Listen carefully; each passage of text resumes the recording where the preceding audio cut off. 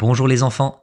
Après avoir aidé à préparer un lieu pour l'enfant Jésus et avoir appris l'importance de la propreté du cœur, nous quittons maintenant Bethléem. On part très loin, à l'est, chez Cyrus, le fils d'un grand savant, le mage Gaspard. En observant le ciel, Cyrus voit une étoile incroyable apparue soudainement. Il va faire des recherches et développer la foi. Croire en Dieu, même quand on ne le voit pas. Suis les mages dans cette grande découverte. Voici dans un pays lointain.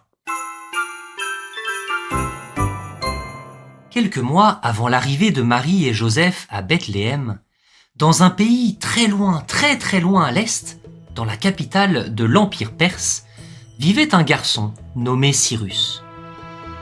Il avait 10 ans, des yeux perçants et curieux, et un père très célèbre, le grand mage Gaspard.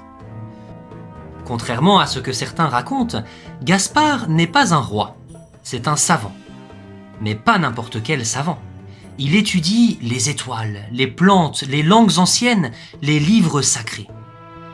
Il est aussi l'un des grands dignitaires du royaume. Il conseille les princes, forme d'autres sages et passe des heures à observer le ciel depuis la terrasse de l'observatoire royal. Cyrus adore l'accompagner, surtout la nuit. Son père lui montre les constellations, les calculs des saisons, les secrets du ciel. Mais un soir, quelque chose de très étrange arrive. Papa, regarde, cette étoile-là, je ne l'ai jamais vue. Gaspard, qui dessine un schéma sur une tablette d'argile, lève les yeux et se fige. Là, au-dessus de l'horizon, brille une lumière claire, vive et immobile, comme une flamme suspendue dans le ciel. Ce n'est pas une étoile ordinaire. Elle vient d'apparaître. C'est comme si elle voulait se faire remarquer. Tu crois qu'elle annonce quelque chose? Peut-être. Il y a des centaines d'années, un prophète étranger parle d'une étoile qui se lève sur Israël. Une étoile qui annonce un roi. Cyrus écarquille les yeux. Une nouvelle étoile pour un nouveau roi? Oui, un roi promis par Dieu lui-même, un Messie. Mais qui est ce roi? Je ne sais pas encore. Il faut chercher dans les livres, dans les rouleaux, dans les écritures anciennes. Nous ferons ça demain. Le lendemain, ils descendent dans la grande salle des archives. Des centaines de papyrus, de tablettes et de manuscrits sont rangés avec soin.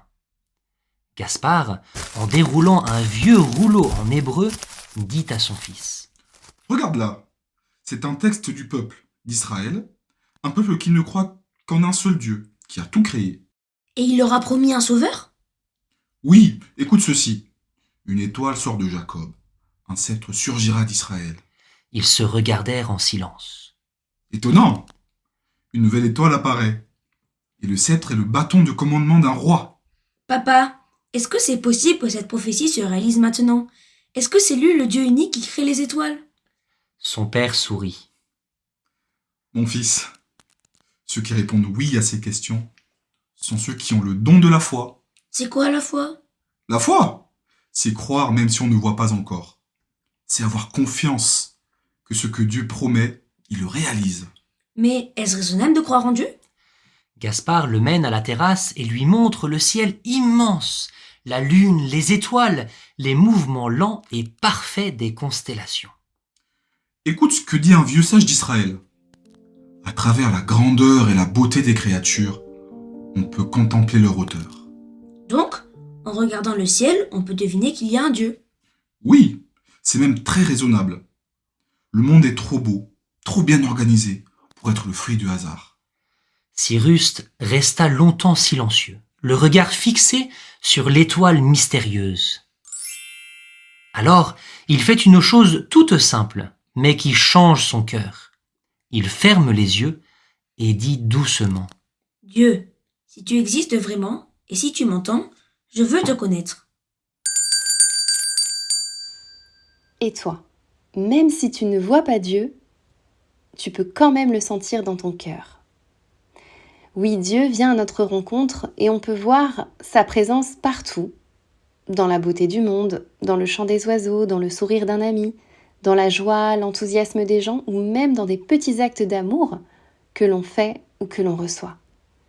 Alors aujourd'hui, essaie ce petit geste de foi. Regarde autour de toi. Le ciel, un arbre, une plante, un oiseau ou le sourire d'une personne et dis dans ton cœur « Seigneur, même si je ne te vois pas, je crois en toi et je te fais confiance. » C'est ça la foi, c'est croire en Dieu, lui faire confiance et savoir qu'il est là dans un sourire, dans un geste gentil et dans chaque petite joie autour de nous.